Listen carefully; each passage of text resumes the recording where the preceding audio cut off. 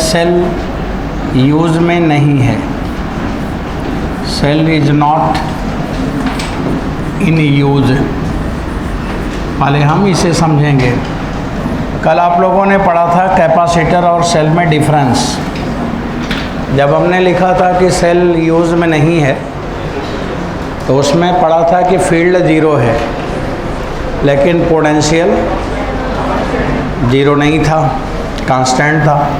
और कैपेसिटर के लिए पढ़ा था कि पोटेंशियल भी कांस्टेंट है और फील्ड भी है, उसमें फील्ड ज़ीरो नहीं था, लेकिन यहाँ पे फील्ड ज़ीरो है। ये सब सही है जी। अब चलो इसको ज़रा समझाते हैं कि फील्ड ज़ीरो क्या है, फील्ड ज़ीरो क्यों है।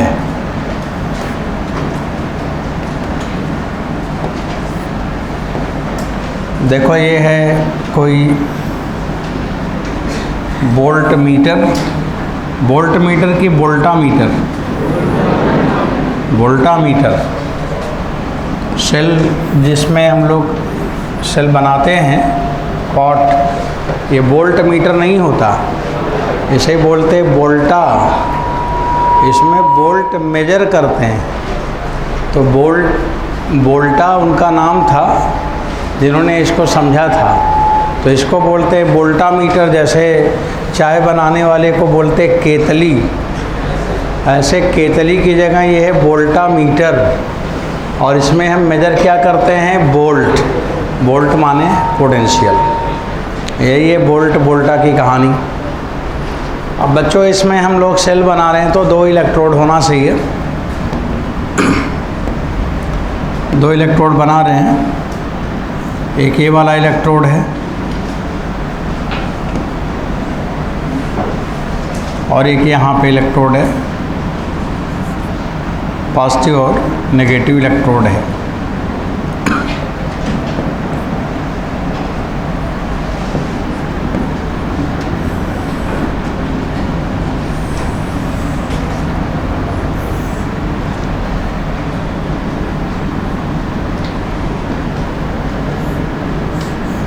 ये प्लस है और ये माइनस है।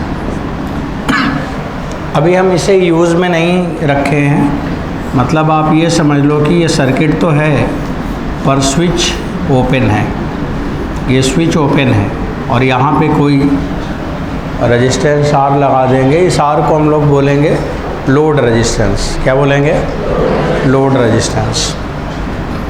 अब बच्चों यहाँ पे जो इलेक्ट्रिक फील्ड है वो हमेशा किधर होगा, प्लस से माइनस की तरफ। इलेक्ट्रिक फील्ड तो इधर ही होगा, प्लस से माइनस की तरफ। और अगर ये प्लस से माइनस की तरफ है और इसमें आयन है, सेल के अंदर क्या है, आयन है, पॉजिटिव आयन और नेगेटिव आयन। तो इस इलेक्ट्रिक फील्ड की वजह से आयन पे फोर्स लगेगा, इस पे इधर फोर्स लगेगा, इस पे इधर फोर्स लगेगा। अब अगर इस पे फोर्स लगेगा तो ये फोर्स जो होगा उसे हम लिखेंगे Fe, और यहाँ नेगेटिव है तो इस पे Fe ऐसे होगा। बच्चों ये इलेक्ट्रिक फोर्स लग गए। अब बताइए ये फील्ड है तो फोर्स तो लगेगा ना, और जब फोर्स लगेगा तो इस पॉजिटिव आयन को किधर जाना चाहिए, नेगेटिव पॉजिटिव आयन पॉजिटिव की ओर क्यों जाएगा, हाँ पॉजिटिव पॉजिटिव की ओर जाएगा। तो पॉजिटिव को किधर जाना चाहिए, जिधर फोर्स लगा है, और जिधर फोर्स लगा है उधर ही तो जाना चाहिए। तो इसका मतलब वो नेगेटिव की ओर जाएगा और ये नेगेटिव पॉजिटिव की ओर जाएगा। इलेक्ट्रिक फोर्स तो यही करेगा ना। अब अगर ये ऐसा होना है और अगर ये हो जा रहा हो तो थोड़ी देर में नेगेटिव जो पोटेंशियल है इस पे पॉजिटिव चार्ज आने के बाद ये ज़ीरो हो जाएगा, और ये ये पॉजिटिव पोटेंशियल पे नेगेटिव आ जाएगा तो ये भी ज़ीरो हो जाएगा। तो जो बैटरी आपने 12 वोल्ट का चार्ज करके रखे हो, 10 मिनट बाद वो 0 वोल्ट का हो जाएगा।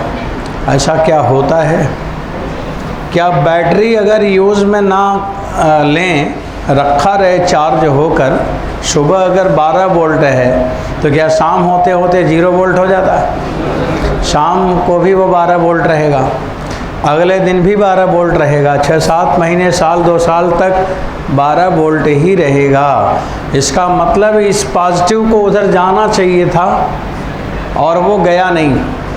अगर वो गया होता तो फिर ये 0 वोल्ट तो हो ही जाता। इसका मतलब किसी ने तो रोका होगा।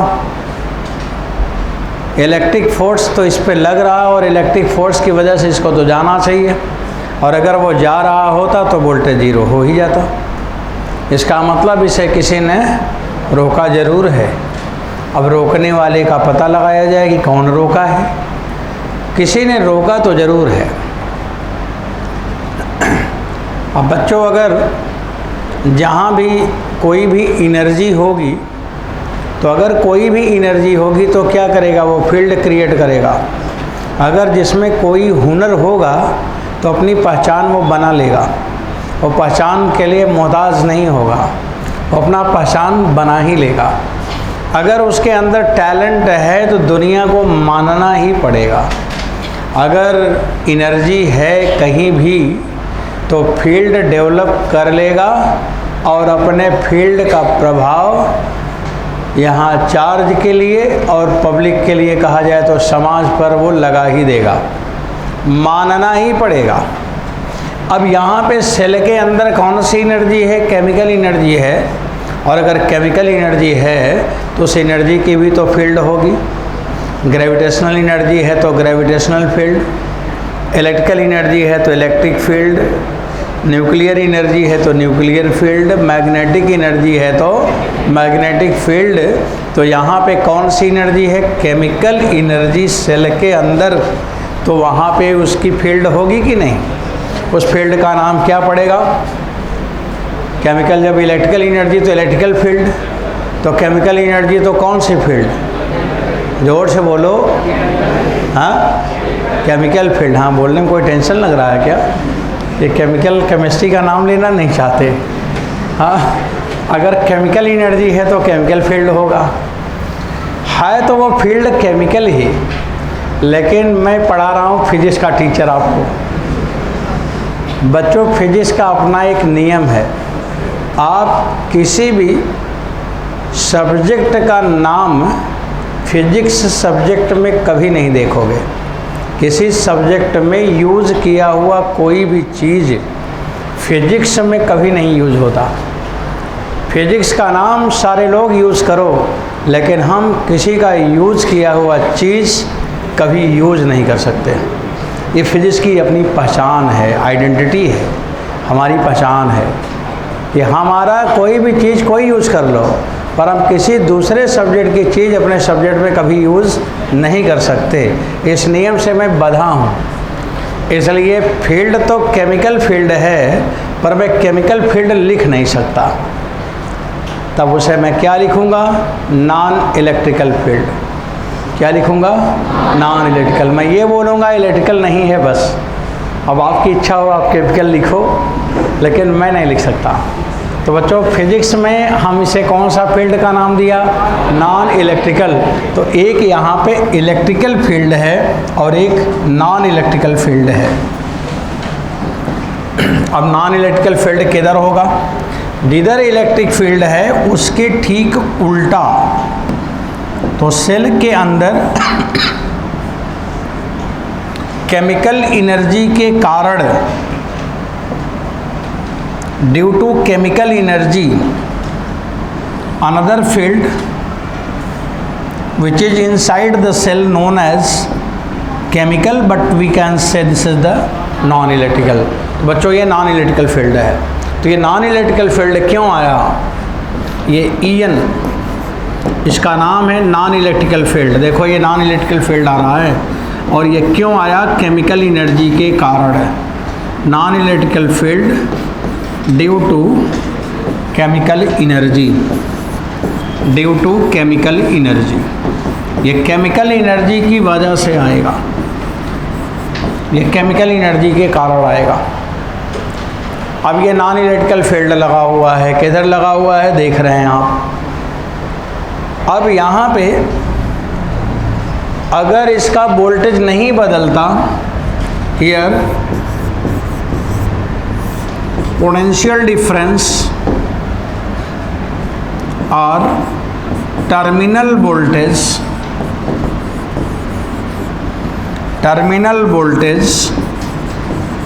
V रिमेन कांस्टेंट, ये बदलता नहीं है। ये मैं प्रैक्टिकल करके देख रहा हूँ। अगर ये बदल नहीं रहा, इसका मतलब है there will no movement of charge. इसका मतलब चार्ज पे कोई मूवमेंट नहीं हुआ। इसका मतलब चार्ज चला नहीं। अगर चार्ज चला होता तो फिर तो पोटेंशियल बदल जाता।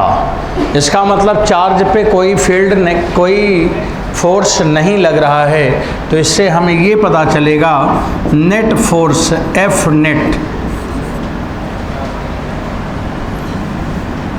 नेट ब्रैकेट में लिखेंगे on charge must be zero. चाहे आप नेगेटिव चार्ज ले लो, चाहे आप पॉजिटिव चार्ज ले लो।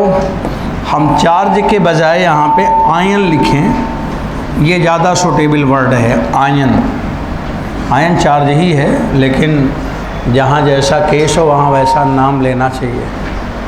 अब यहाँ पे एफ नेट ऑन आयन बराबर 0 है।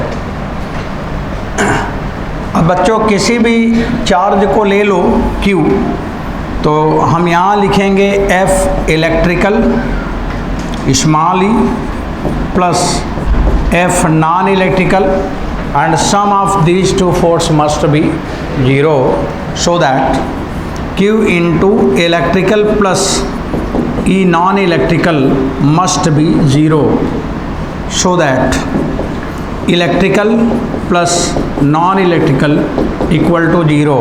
तो बताओ फील्ड 0 हो गया कि नहीं? तो यहाँ पे नेट फील्ड 0 है। यही मैंने लिखा था कि when cell is not in use then field between two electrode net field must be 0। Potential 0 नहीं है, लेकिन फील्ड 0 है। और बच्चों यहाँ पे पता चल रहा है, अगर ऐसा है तो हम ये कह सकते हैं कि non electrical field plus electric field is 0, और ये जो नॉन इलेक्ट्रिकल फील्ड है वो इलेक्ट्रिक फील्ड के अपोजिट है, अपोजिट काम करेगा। प्रूफ हो गया। तो ये नॉन इलेक्ट्रिकल फील्ड की वजह से आयन मोशन में नहीं है। No mobility, there will no mobile, no motion, क्योंकि फोर्स 0 हो गया। आपको ये बात समझ में आया? अगर कोई पूछे कि जब ये इलेक्ट्रिक फील्ड है तो आयन को तो चलना चाहिए, और अगर वो चलता तो फिर आयन को हमने नट बोल्ट से टाइट तो करके रखा नहीं है, उसे तो चलना चाहिए, और चलता तो वोल्टेज का मान 0 हो जाता। लेकिन वोल्टेज का मान 0 हुआ नहीं। क्यों नहीं हुआ? इसका मतलब उसे किसी ने रोका। किसने रोका? आप रोकने गए थे क्या? इसका मतलब उसके अंदर एक एनर्जी है केमिकल, और उसकी फील्ड ने उसको रोक दिया और उसको चलने नहीं दिया। और ये घटना आपको एक एग्जाम्पल लेके मैं समझाना चाह रहा हूँ, समझ लीजिए। जैसे आप मोबाइल की बैटरी की बात करें, बैटरी जो मोबाइल हम यूज़ कर रहे हैं, जब उसकी एक पर्टिकुलर एनर्जी रह जाती है, मोबाइल की जो बैटरी है उसके अंदर केमिकल एनर्जी की एक वैल्यू रहती है, और उस वैल्यू पर जितनी फील्ड जनरेट हो रही है और वो उस इलेक्ट्रिक फील्ड को, इलेक्ट्रिक फोर्स को बैलेंस करके 0 कर सकेगा। तो उसी मिनिमम एनर्जी पे हमने जो सर्किट उसमें बनाया है, उस मिनिमम एनर्जी पर एक्चुएट हो जाता है और वो मोबाइल ऑटोमेटिक स्विच ऑफ हो जाता है। आप बंद कर दें कि अपने आप बंद हो जाता है? अपने आप बंद हो जाता है। एक वैल्यू आती है एनर्जी का, इसके बाद वो अपने आप बंद हो जाता है। इसका मतलब मिनिमम एनर्जी आ गई, जिस एनर्जी पर ये दोनों फोर्स क्या करेगा, एक दूसरे को बैलेंस करेगा और वो 0 कर पाएगा। यहाँ थोड़ा दिखा दें, आपको बना के दिखा दें। इधर बच्चों कौन सा फोर्स है? नॉन इलेक्ट्रिकल, और इधर कौन सा है? Non electrical. नेगेटिव पे उल्टा और पॉजिटिव पे सेम डायरेक्शन में। ये फील्ड से ये फोर्स आया, अब ये फोर्स और ये फोर्स बराबर है तो मोशन नहीं करेगा।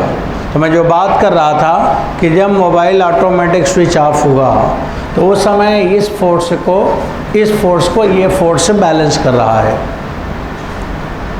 और वो मोबाइल स्विच ऑफ हो गया। इसके बाद जिसका मोबाइल स्विच ऑफ हुआ उसको टेंशन होता है कि मैं जग रहा हूँ तो फ़ोन क्यों सो रहा है, तो क्या करता है मोबाइल फ़ोन को फिर ऑन करेगा, फिर ऑन होगा। इसके बाद जब ऑन हुआ तो केमिकल एनर्जी और कम हो गई, जब केमिकल एनर्जी कम हो गई तो ये वाला फील्ड और कम हो गया, ये वाला फोर्स Fn और कम हो गया, यही बात हो रहा है ना, कम हो गया। इसके बाद फिर वो बंद हो गया, अभी भी उसको चैन नहीं पड़ रहा, फिर उसको ऑन करेगा और एनर्जी घट गई। अब इतनी एनर्जी घट गई कि ये वाला जो फोर्स है अब इसको रोक नहीं पाएगा, ये कम हो गया, Fn कम हो गया और Fe ज़्यादा हो गया। तो बताइए जो नेगेटिव आयन है वो यहाँ रहेगा कि पॉजिटिव की ओर भागने लगेगा, और ये पॉजिटिव वाला नेगेटिव की ओर भागने लगेगा। अब वो आयन अंदर चलने लगे हैं, इसके बाद जब आप ऑन करोगे तो ऑन नहीं होगा। इसका मतलब अब धीरे धीरे इसका जो वोल्टेज है बैटरी का 6 वोल्ट से 5.9 हो गया, 5.8 हो गया। जितना जल्दी हो चार्जिंग में लगा दो, और नहीं तो ये 0 वोल्ट भी हो जाएगा और इसका वोल्टेज काफ़ी कम हो जाएगा टर्मिनल, तो उसे कहा जाता है बैटरी डीप डिस्चार्ज हो गई। सुना है ये नाम? अब बैटरी डीप डिस्चार्ज हो गई, अब वो नॉर्मल सोर्स से काम नहीं चलेगा, अब उसके लिए हैवी सोर्स को ज़रूरत पड़ेगा, क्योंकि आपने चौपट कर दिया उस बैटरी को जगाने के चक्कर में। मोबाइल को उसको परमानेंट सुलाना चाह रहा था, अब वो डीप डिस्चार्ज हो गया, तो जितना जल्दी हो ले जाओ चार्जिंग में लगा दो।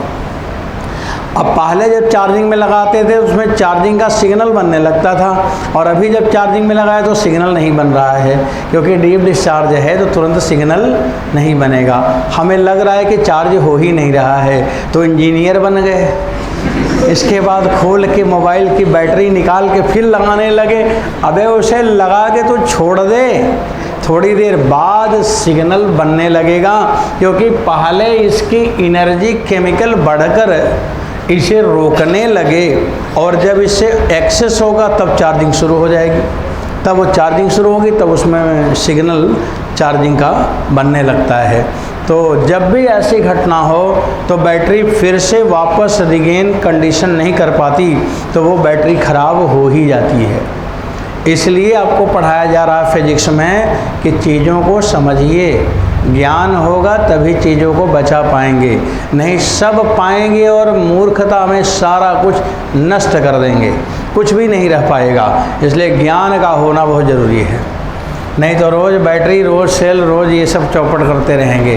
तो बच्चों ये बात हमने डिस्कस किया कि जब ये केमिकल एनर्जी बढ़ेगा तो केमिकल फील्ड बढ़ेगा, नॉन इलेक्ट्रिकल फील्ड जिसे बोलेंगे, तो नॉन इलेक्ट्रिकल फोर्स बढ़ेगा, और जब नॉन इलेक्ट्रिकल फोर्स बढ़ेगा तब ये चार्जिंग शुरू होगा, इसका मतलब इसमें एनर्जी आने लगी।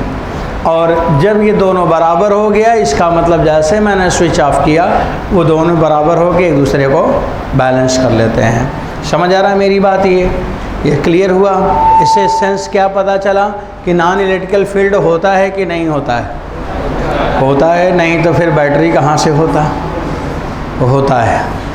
अब थोड़ा आगे बढ़ते हैं। अभी एक तो कहानी ये हो गई है, मेरे को ये डिस्कस करना था कि नेट फील्ड 0 है। अब बच्चों आप लिखोगे सेल इन यूज़, ये वाला पॉइंट लिख लिया? हाँ, लिख जरूर लेना, नहीं जान भी नहीं पाओगे कभी। पढ़ लिए ना केमिस्ट्री की चीज़ पढ़ा रहा हूँ फिजिक्स में। सेल इन यूज़, अब सेल को हम यूज़ में लेने जा रहे हैं। अब चलो आगे बढ़ाते हैं, सेल को यूज़ में लेने जा रहे हैं तो क्या होगा। जैसे इन्वर्टर की बैटरी है, अभी वो इन्वर्टर की बैटरी यूज़ में नहीं है, क्योंकि यूपी स्टेट इलेक्ट्रिक बोर्ड से जो पावर आ रही है उससे काम चल रहा है। हाँ, या मैंने बैटरी, मान लो कि मैंने लाइट कट गई, सारे पंखों को मैंने बंद कर दिया है। अब जब सारे फ़ैन बंद हैं तो बैटरी यूज़ में तो नहीं है, बैटरी है सर्किट में लेकिन वो एनर्जी सप्लाई नहीं करेगा। लेकिन जैसे मैंने एक फ़ैन का स्विच ऑन किया तो जैसे मैंने स्विच ऑन किया वैसे ही क्या हो गया, फ़ैन चलने लगा। क्यों चलने लगा? इसको एनर्जी मिली। कहाँ से मिली? उसे बैटरी से मिली। तो बैटरी क्या किया? एनर्जी सप्लाई किया। अब वो बैटरी एनर्जी सप्लाई किया तो कहाँ से उसने एनर्जी सप्लाई किया? उसके अंदर एनर्जी कहीं से बन रहा है या है? तो अब है कि बन रहा है ये समझना है। अगर वो एनर्जी है तो मान लो सप्लाई कर दिया, अब जितनी एनर्जी है पूरा इसको दे दे तो ये पंखा चलते चलते एकदम रफ्तार बढ़ती चली जाए। लेकिन क्या ऐसा होता है? एक ऑप्टिमम वैल्यू पे आके फ़ैन का स्पीड नॉर्मल जो भी चलना है चल रहा है। अब मान लीजिए कि उसको 100 जूल एनर्जी इस फ़ैन को मिल रही है, तो 100 जूल कौन एनर्जी दे रही है? बैटरी। इसके बाद मैंने दूसरे फ़ैन को ऑन कर दिया, तो जब दूसरे फ़ैन को ऑन कर दिया तो उस 100 जूल का कोई पार्ट इसमें आ रहा है कि इसमें फ्रेश 100 जूल एनर्जी आ रही है। इसका मतलब बैटरी के अंदर एनर्जी पहले 100 जूल थी उसने दे दी, लेकिन अब दूसरी बार 100 जूल फिर उसने कहाँ से दे दी? इसका मतलब बैटरी के एनर्जी के अंदर एनर्जी है या बन रही है? इससे पता चल रहा ना कि वो एनर्जी बना रहा है। अब वो बैटरी एनर्जी बनाने वाला है, और अगर एनर्जी बन रही है तो क्यों बन रही है? इसका मतलब उसके अंदर क्या हो रहा है? Chemical reaction. क्या हो रहा है? Chemical reaction. जब हम तीसरा वाला स्विच ऑन करेंगे तो तीसरा फ़ैन भी चलने लगा और एनर्जी आ गई। इसका मतलब उस बैटरी के अंदर हो रहा है केमिकल रिएक्शन, और उस केमिकल रिएक्शन में क्या डेवलप हो रही है? एनर्जी। और वो एनर्जी इस फ़ैन को मिल रहा है जिसकी वजह से ये चल रहे हैं। इसका मतलब केमिकल रिएक्शन स्विच ऑन करने पे घट रही है कि बढ़ रही है? तो एक तरह का ये भी कैटलिस्ट है, रिएक्शन को बढ़ा दे, हो गया कैटलिस्ट। तो एक कैटलिस्ट आपको और बता दिया स्विच बैटरी के लिए। अब आपने यहाँ पे क्या देखा कि बच्चों जैसे ही मैंने स्विच को क्लोज़ किया, यहाँ पे देखो अब समझाता हूँ। जैसे मैंने स्विच को क्लोज़ किया तो स्विच को क्लोज़ करते ही क्या हो गया? केमिकल रिएक्शन ऑन है। केमिकल रिएक्शन ऑन हो गया, और केमिकल रिएक्शन ऑन होने से केमिकल एनर्जी बढ़ गई, और केमिकल एनर्जी बढ़ गई तो नॉन इलेक्ट्रिकल फील्ड भी बढ़ गया, और नॉन इलेक्ट्रिकल फील्ड बढ़ गया तो नॉन इलेक्ट्रिकल फोर्स बढ़ गया, और जब नॉन इलेक्ट्रिकल फोर्स बढ़ गया तो पॉजिटिव आयन किधर जाएगा? बोलो। और नेगेटिव आयन? समझ गया बात? इसलिए पॉजिटिव आयन पॉजिटिव की ओर चलेगा और नेगेटिव आयन नेगेटिव की ओर चलेगा। इसी को लिखने वाला हूँ मैं अब, जो अभी बोला था, तो एक लाइन में लिख दें। लिखा सेल इन यूज़। हमने पहला काम क्या किया? स्विच क्लोज किया। After switch closed, after switch closed, फिर आप लिखोगे केमिकल रिएक्शन। ऐसे लिखो केमिकल है, केमिकल रिएक्शन, और केमिकल रिएक्शन के आगे लिखो ऑन। केमिकल रिएक्शन ऑन हो गया। फिर लिखोगे नीचे chemical energy,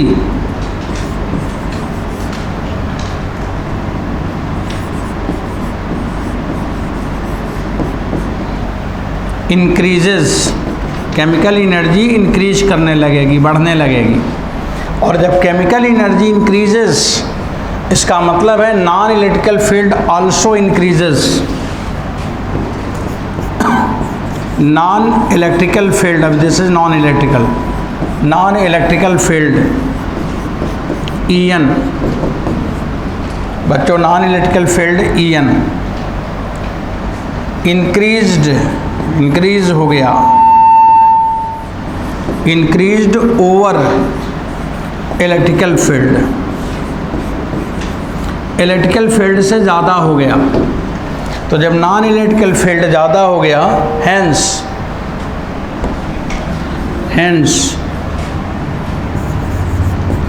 FN greater than FE, Fn क्या हुआ, Fe से बड़ा हो गया, बाय विच इसकी वजह से हुआ क्या, बाय विच पॉजिटिव आयन, हाँ पॉजिटिव आयन मूविंग टुवर्ड्स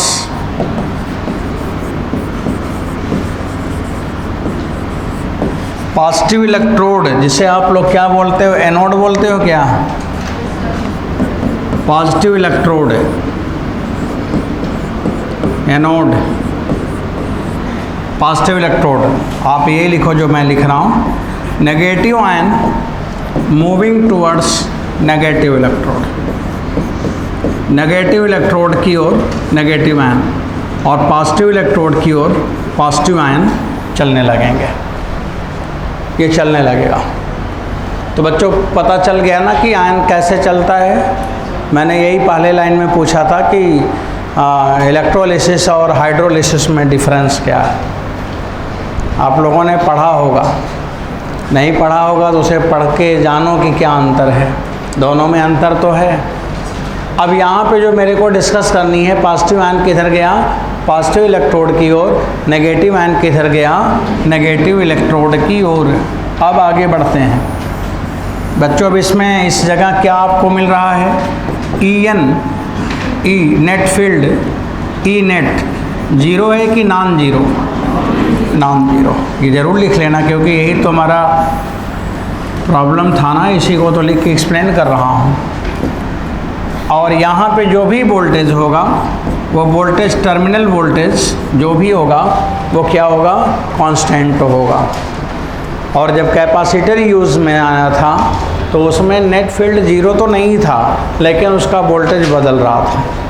और यहाँ पे नेट फील्ड जीरो नहीं है यहाँ भी, लेकिन यहाँ पे वोल्टेज कांस्टेंट है। ये डिफरेंस लिखवाया था।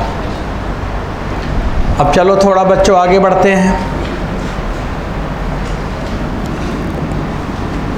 यहाँ पे एक वर्ड है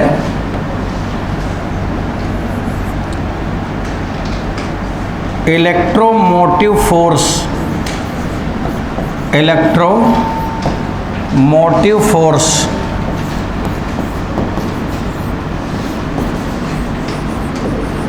इसे लिखते हैं आप ईएमएफ। इसका नाम क्या लिखा है, इलेक्ट्रो माने इलेक्ट्रोड की ओर, मोटिव माने मोशन कराने वाला, क्योंकि positive ion moving towards positive electrode और negative ion moving towards negative electrode. तो उस इलेक्ट्रोड की ओर चलाने वाला जो फील्ड फोर्स जो भी लगा होगा उसका नाम क्या पड़ गया, ईएमएफ। तो electromotive force is not a word of the physics, this is used in chemistry. ये केमिस्ट्री में यूज होता है। इसका नाम ये इलेक्ट्रोड की ओर मोशन कराने वाला, इलेक्ट्रोमोटिव, इलेक्ट्रोड की ओर मोशन कराने के लिए जो फोर्स को जनरेट किया, इसे क्या कहते हैं, ईएमएफ। तो ईएमएफ क्या है, इलेक्ट्रोड की ओर आयन को चलाने के लिए, चलने के लिए फोर्स डेवलप करना, या फोर्स जो डेवलप हुआ, this is known as EMF. अब बच्चों यहाँ पे ईएमएफ है और एक यहाँ पे हम लोग लिखेंगे पोटेंशियल। एक ईएमएफ है और एक पोटेंशियल है। पोटेंशियल हम फिजिक्स में यूज़ करते हैं और ईएमएफ केमिस्ट्री में यूज़ करते हैं। जैसे यहाँ पे हम बोलते हैं कि बड़ा काम ये करता है तो लोग बोलेंगे बहुत पोटेंशियल है इसमें, बहुत पोटेंशियल है, थकता नहीं है, सुबह शाम तक कुछ न कुछ करता रहता है, उसको बोलता है पोटेंशियल है। केमिस्ट्री वाला बोलता है ईएमएफ है। अब हमारा उसमें पोटेंशियल और उसका ईएमएफ है, काम वही है। तो बच्चों यहाँ पे पोटेंशियल है और पोटेंशियल को हम V से नोट करेंगे और ईएमएफ को ये टेढ़ा मेढ़ा लेटर से नोट करेंगे, ईएमएफ। और इसका यूनिट वोल्ट है और इसका भी यूनिट वोल्ट है, दोनों का यूनिट वोल्ट है, ईएमएफ का भी यूनिट और पोटेंशियल का भी यूनिट वोल्ट है। अब what is the difference between them, अगर दोनों पोटेंशियल है, दोनों पोटेंशियल जैसा है, दोनों की यूनिट वोल्ट है, तो क्या अंतर है? कुछ तो अंतर होगा।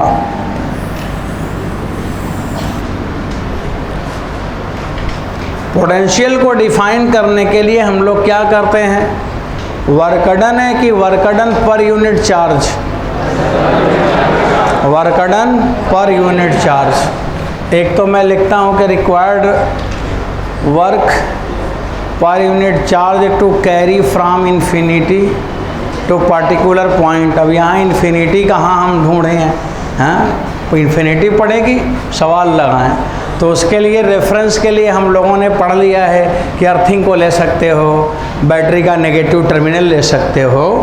तो यहाँ जो सिंपल स्टेटमेंट मेरे को लेनी है, अगर कोई पूछे कि पोटेंशियल क्या है, तो क्या है? वर्कडन है, तो वर्कडन पर यूनिट चार्ज, ये भी वर्कडन पर यूनिट चार्ज, वो भी वर्कडन पर यूनिट चार्ज। बच्चों पोटेंशियल का मतलब पोटेंशियल एनर्जी तो पूरे चार्ज का होता है, और पोटेंशियल क्या होता है? यूनिट चार्ज का।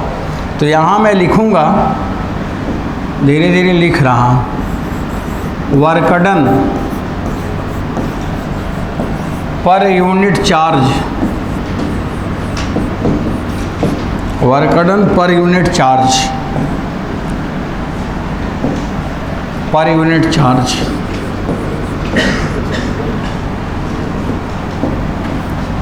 वर्कडन पर यूनिट चार्ज यहाँ लिखा मैंने, और इधर भी मैं लिखूँगा work done per unit charge.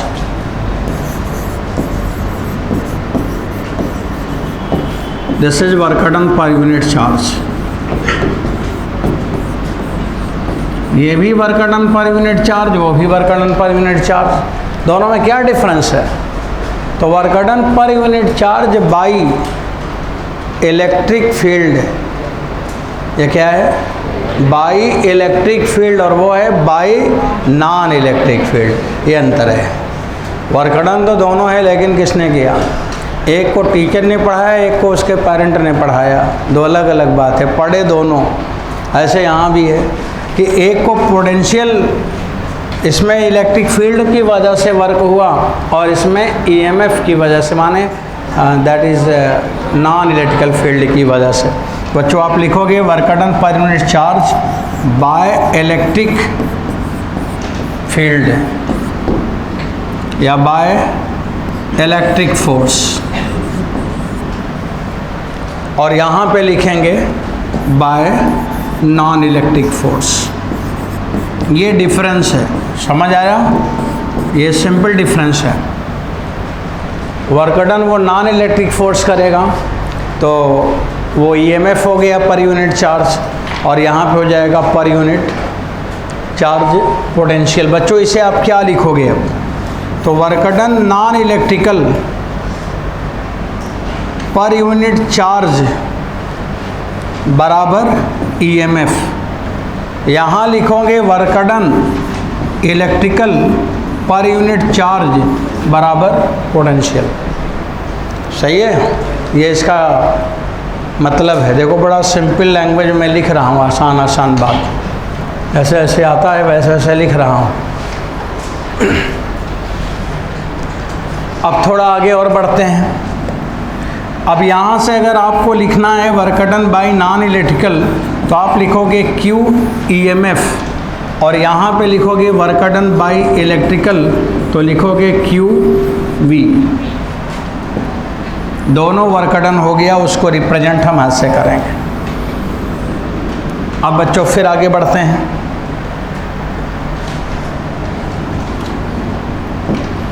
Cell in use,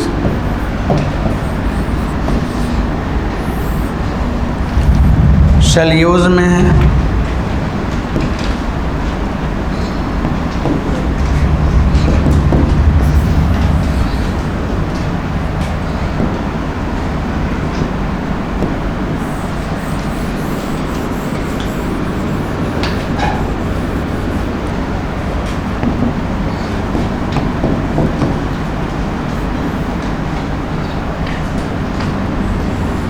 ये 2 इलेक्ट्रोड है,